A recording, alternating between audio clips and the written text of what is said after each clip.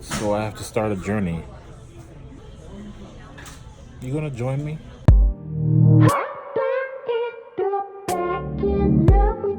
Alright, so today is the 18th of April 2019.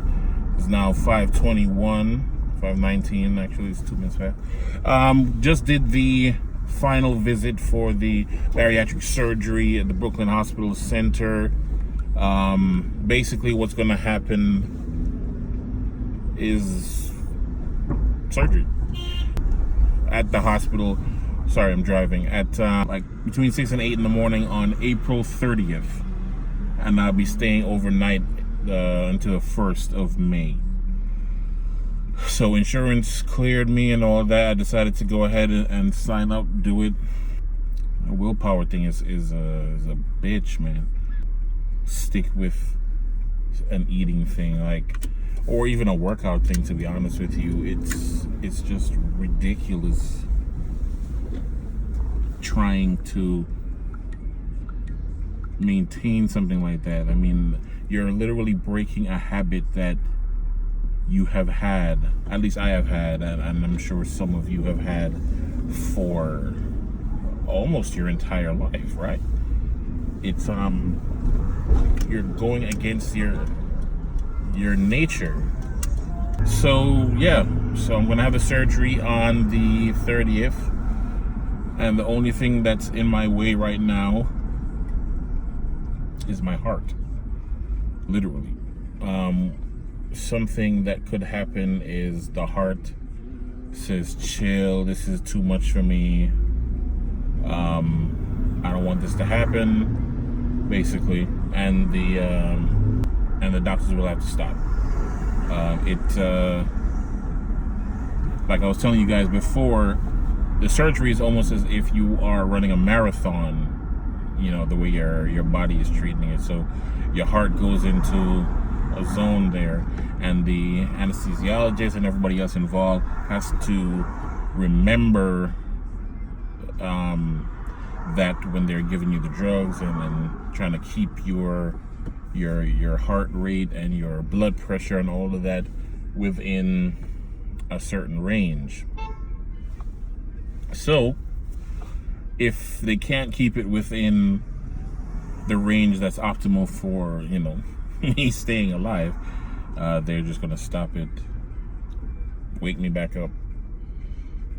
So they're gonna put me to sleep, and I'm literally gonna wake up either with the surgery complete, or with bad news that the surgery could not be completed, or God forbid, I'm gonna wake up and what am I saying? What I'm trying to say is, God forbid I don't wake up. So yeah, so my heart is pretty much going to determine what happens. The cardiologist cleared me to go ahead and do the surgery, but things happen. I can't really put a percentage on it. The doctors seem to think everything will be okay, but shit happens, man.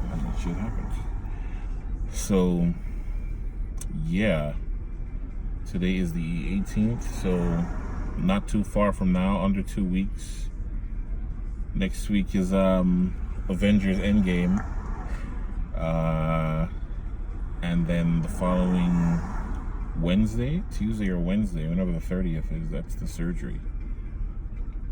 And we'll see. Overnight hospital stay to make sure that they can send me home, that they're not sending me home prematurely, as far as if my body is taking to what they've done to it. Another thing they have to do is make sure that my stomach doesn't leak. They're using a stapling procedure to put the stomach together once they cut it into that banana shape. And it's not waterproof. I was reading. So basically, stuff can leak out, the staple can come off, or whatever the case is. So they have to test me by having me intake either 4 or 8 ounces, I think it's 4 ounces of water or liquid in an hour.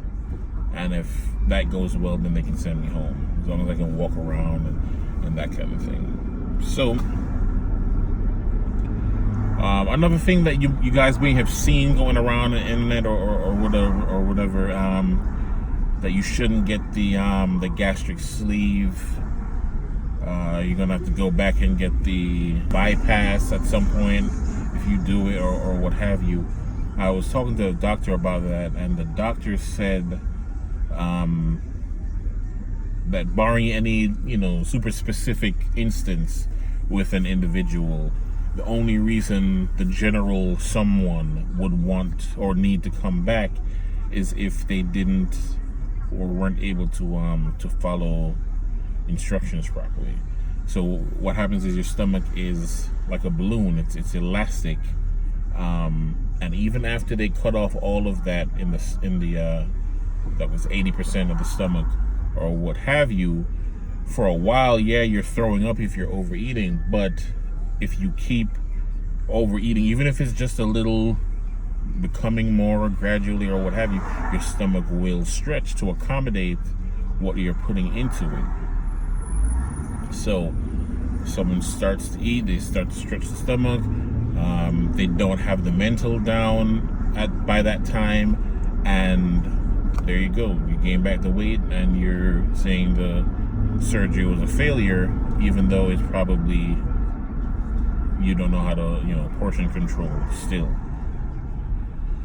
So hopefully I won't run into that. This is all a mental thing, food addiction. What I'm hoping happens is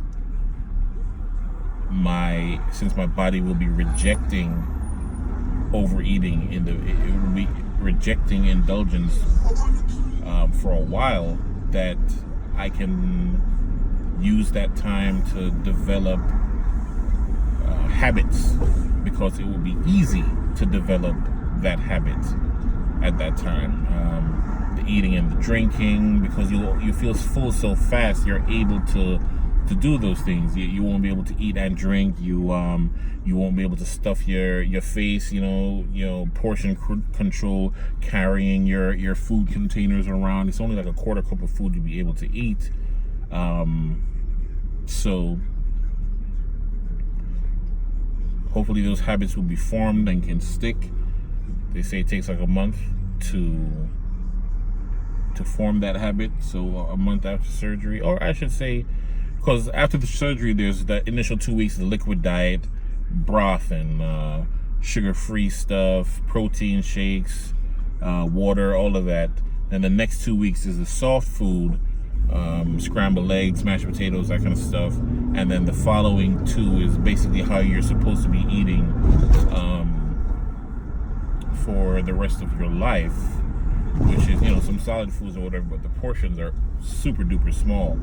Obviously your stomach, like we were just saying, can stretch, but we're looking for that to only be very minimal. So what's that? It's not a month. That's 6 weeks until that food starts, and then a month after that.